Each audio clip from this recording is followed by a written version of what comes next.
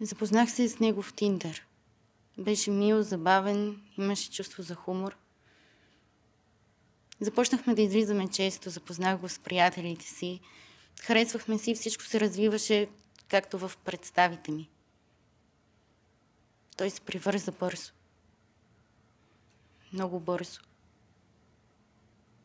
На първата седмица ми каза първото обичам те.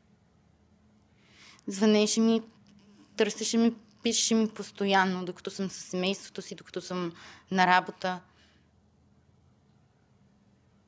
Мислих си, просто ме обича, просто му липсвам. Един уикенд заминахме с приятели на Капана Фест в Пловдив. Той ми звънеше през цялото време, пишеше ми, приятелите ми се дразнеха, казаха, че не е нормално да не мога да прекарам един ден без телефона в ръка. Чувствах се притисната, че трябва да избирам между най-близките си хора и човека, който обичам. Когато се прибрах в София, реших да му кажа как се чувствам. Той избухна. Нагруби ме. Мислеше си, че му изневерявам. Първо започнаха обидите. След това и заплахите.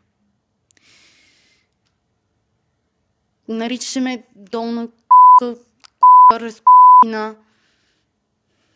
Пречакваше ме пред блок. Подадох сигнал в полицията. Потърсиха го и той спря. Месеци по-късно ми писа друго момиче.